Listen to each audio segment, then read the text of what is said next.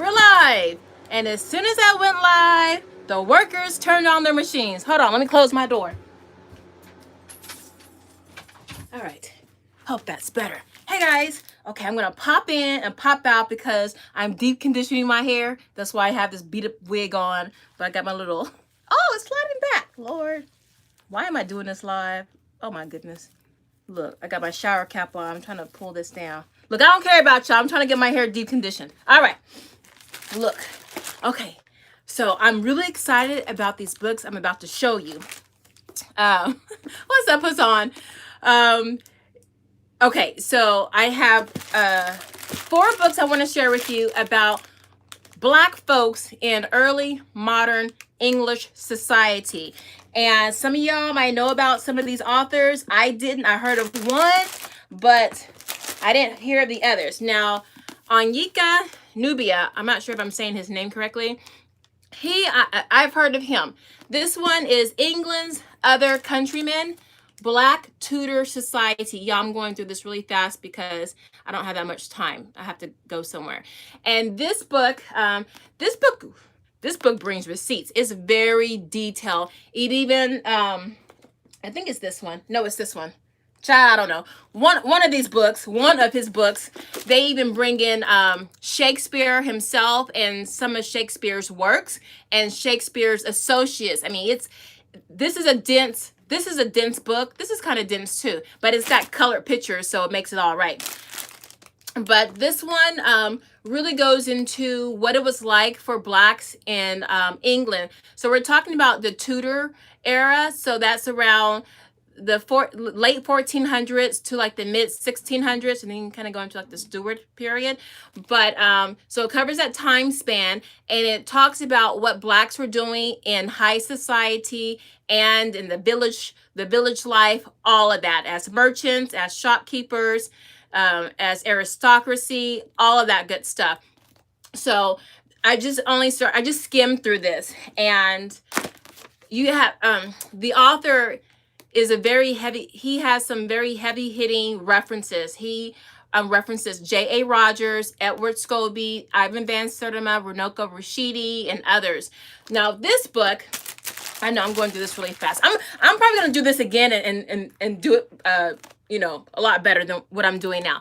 But this one is Blackamoors, Africans in Tudor England, their presence, status, and origins. Now this one I love because it's got pictures, and a lot of the pictures are in color.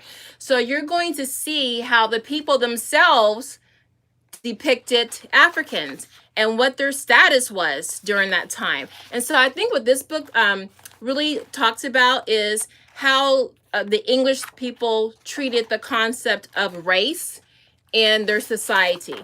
And I can't even get the pages turned. So let me just show you a couple of my favorite pictures. And all my pictures, all these tabs. Okay, here we go. So you really get to see how Africans were depicted during that time, what their status was, what they were doing. Well, that's Mansa Musa.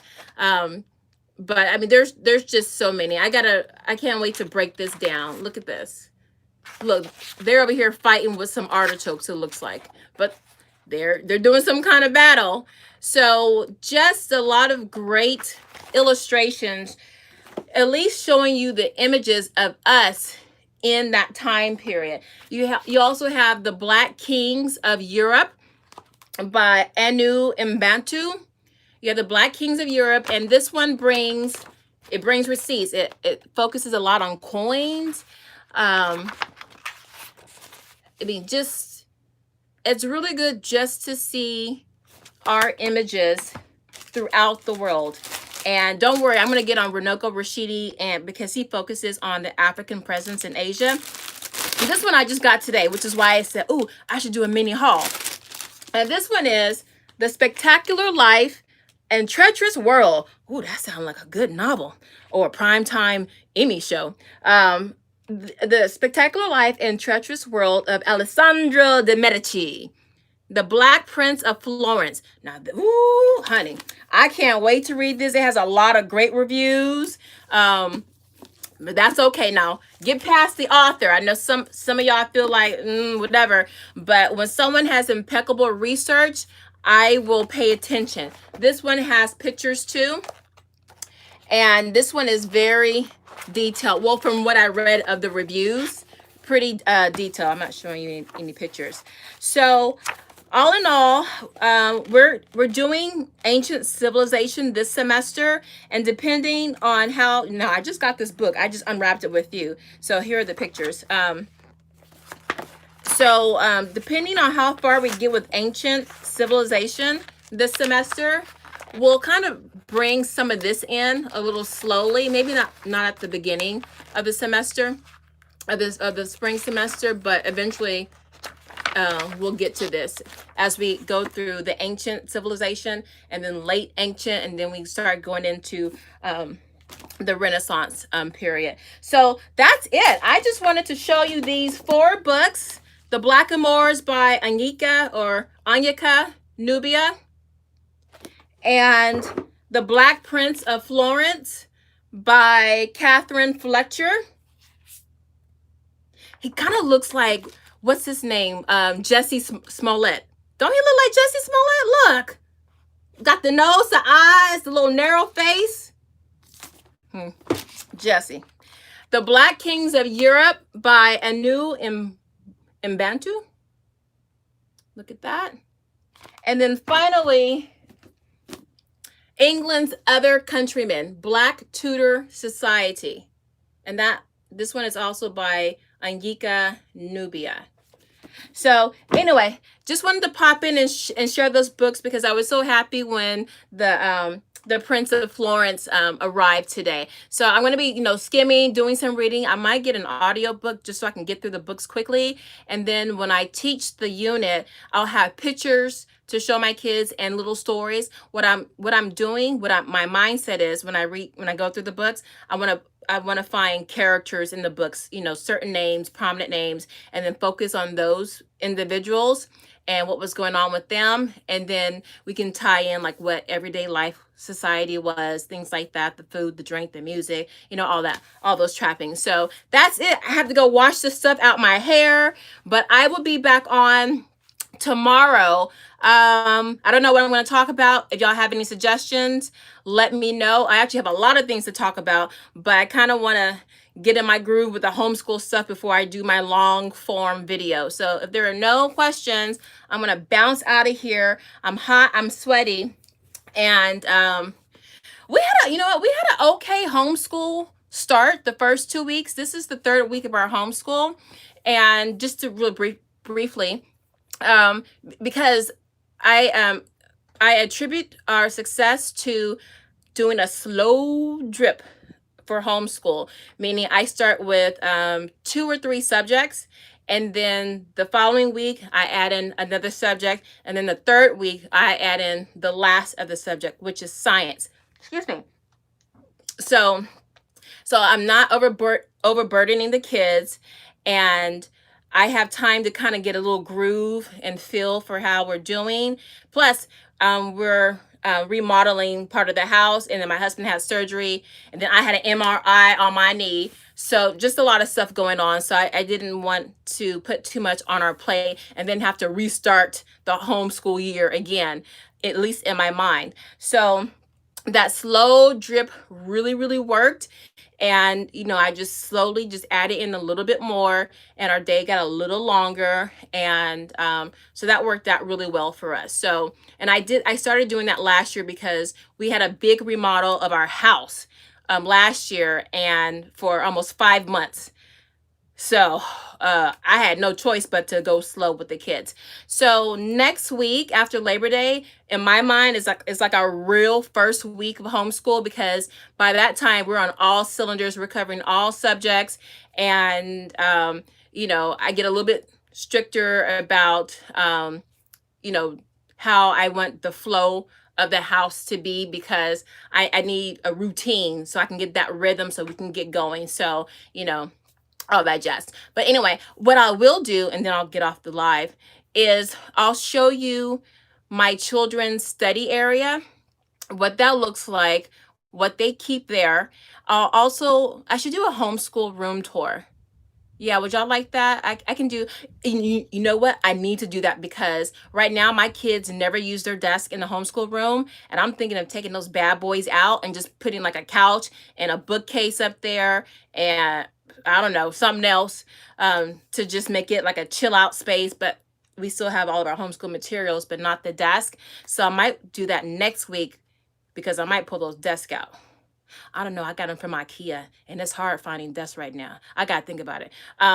So those are some possible things. I do have a slew of reviews. I've already recorded the videos. They're all ready to go. I'll probably start putting those out in about another week. And that's it. So if y'all have no questions, no comments, I will take my sweaty head and jump in the shower and get this conditioner out before my hair fall out or stretch too far. All right, guys. Love you. This is Nikki with That Homeschool Life. Please don't forget to like, share, and subscribe. You know, the reason why YouTubers say that, why we beg, is because the algorithm, when you consistently do that, the algorithm pushes your video out to other people. So when you go to your YouTube page, you have like a recommended page or a recommended section or suggested videos on the side. So when you like, you know, share, or mainly like, it tells YouTube that, oh, maybe other people would like this too. So that's why we always say that. It's just so our video could get out to more people. So y'all gonna help me out. Go on and hit that like, share, and subscribe. All right, guys, I'm gonna get out of here so I can go do my hair. I'll see you tomorrow with my hair nice and laid to the side or poofed up. All right, guys, bye-bye. Oh, wait, got a comment. Oh, it's my girlfriend. Oh, my girlfriend. Hold on. Wait a minute. Why am I not being able to see all these comments? Now I see that I have all these comments. I don't like streaming on my phone. It's a mystery. Hold on, guys. Let me go do this. All right, Hassan. England's other countrymen look good. Countryman book looks good. I know, and I love pictures too. I'm thinking there should be some movies coming out for this. Oh, thanks, Aaron. You're welcome. The Medici family was a trip. Yeah, I was hearing about that. So I want to see how we get in and put our little flavor gumbo in the mix. So I'm excited to read that. I might have to do that on audiobook. I got so many books to read. And honestly, and I'm talking to you, Erica, and then the other the other people that have like 1 billion books. If we read those books, each book, 1 book a day, we would never have enough time. We would die before we read all those books. So we're going to have to like do some audiobooks to get through all of the books that we own. All right, let me go through these questions. Oh, you're welcome, everybody. Loves your videos. Oh, tell sweet Laura I said thank you so much. You know what? I will give her the Wizard of Oz pop-up book. My boys have really outgrown it. I don't really give books away, but this one I will give to her because that's a wonderful book. So I'll call you later on this weekend, Heidi. You will ask questions, but not on live today. Okay, that's cool. You're so beautiful to see, so fun. Oh, thank you, love. Please share your email with us if possible. My email is Nikki, Niki, at thathomeschoollife.com. Nikki at thathomeschoollife.com. I bought it for her already. Oh, you already got it? Oh, okay. You know I'm talking about this pop-up book. I did a video on a Wizard of Oz pop-up book. They also have a Peter Pan one, which is a Peter Pan book, which is really fun as well. Have you ever spoken about what is going on in politics with Black Lives Matter? I would love to hear your perspective. Child, y'all want the conspiracy version? No, I'm kidding. You know, that's something I would like to do on a live, just so I can interact with other people versus me just talking and putting out my opinions and things like that. You know, maybe like a Saturday or Sunday, maybe a Saturday night chat or something like that. Y'all ain't got no lives. I'll be here on a Saturday night. We could do a respectful chat where we can talk about things like that. I think it's healthy to have conversations, especially with people who share a different perspective, because to me, you only grow and you know, evolve when you have different perspectives, so you can kind of balance what you know with what is out there. And then also for you to be challenged. It's good to have your views, your beliefs challenged. so you know how sturdy you are on your square.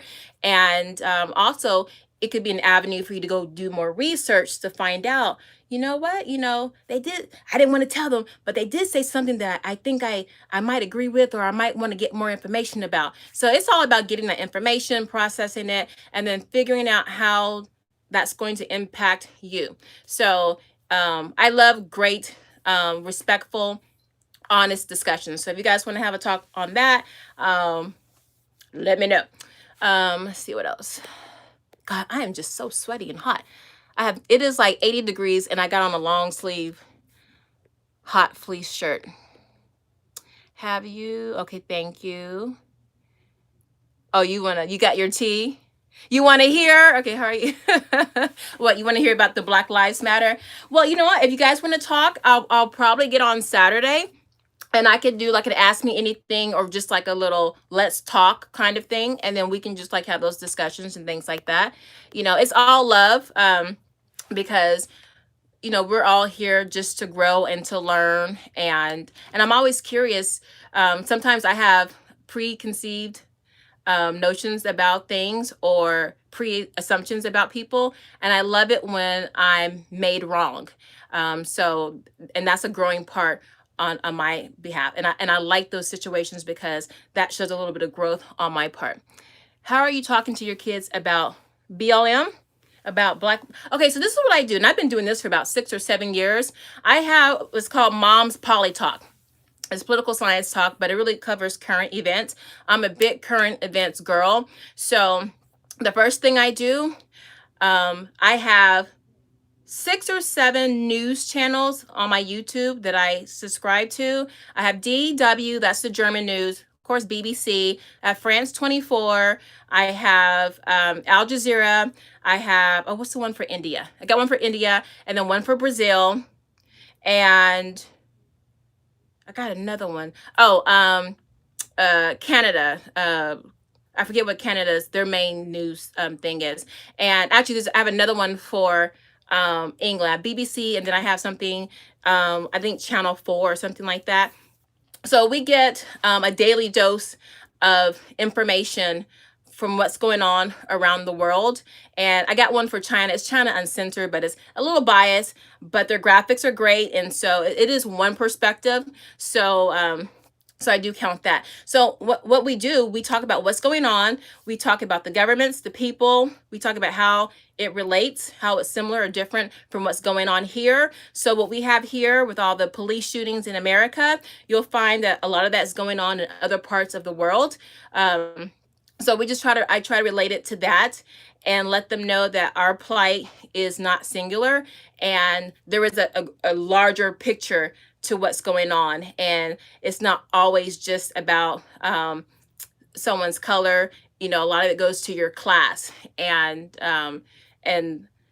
you'll find the through line, the pattern when you look at all these hot spots around the world where these things are going on. It's a class issue. Why was Martin Luther King shot? He wasn't shot because he had a dream. He was shot because he realized that the global issue, the system of white supremacy, was a class thing, and white people, poor white people, were just as oppressed as Black people, so on and so forth. So we have very frank conversations, and but I always start off with either a picture of the day. If you go on to there's a science website that gives you pictures of the day. These photographers take these amazing pictures, they put them up, and it's to generate conversations, and it's also to help train you to be observant of what you're seeing and what you're not seeing. It's almost like that one picture where there's a soldier.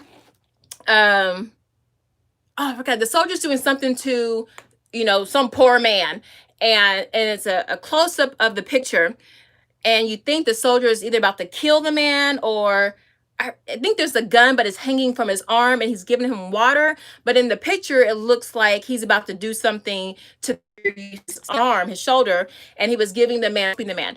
So we talk about perspectives, about what we're seeing and what we're not seeing. So right now, it's training them to think critically and analytically about what's being said, what they're seeing, what they're not seeing and what's not being said. So but my kids know, like, in terms of who's going on in Black America, they've been known the game. So, and they have to, because you can't send your children, your babies out, to schools or events or organizations had that kind of sensibility of what they kind of need to watch out for. And that's just a matter of survival, especially things are just so crazy now. So you just never know. All right, what else? Yeah, let's get together. As soon as you get your behind back over here on my side of town, Miss M, then let's do that. I was talking to our girlfriend just today, and she wants to do a get together. Like, we have this our friendship anniversary that apparently it's going on, I think, like 5 or 6 years with all three of us. So but yeah, so if you guys want to do some kind of chat like that, I would probably do it on Instagram. I'm really trying to, Lord, all this technology, I'm trying to get on Instagram. I'm happy if I put a picture up every once in a blue moon. I forget Instagram is there, and I'm trying to slowly move into that world, because I know a lot of homeschoolers are over there. I'm trying, y'all. I'm gonna get there. I'm just trying to still work this out right here. But for real, let me go ahead. I gotta take this wig off and let my curls get some air and stuff like that. And I'm looking like LaToya Jackson. And your heart don't lie. All right, guys, I'm out. Bye.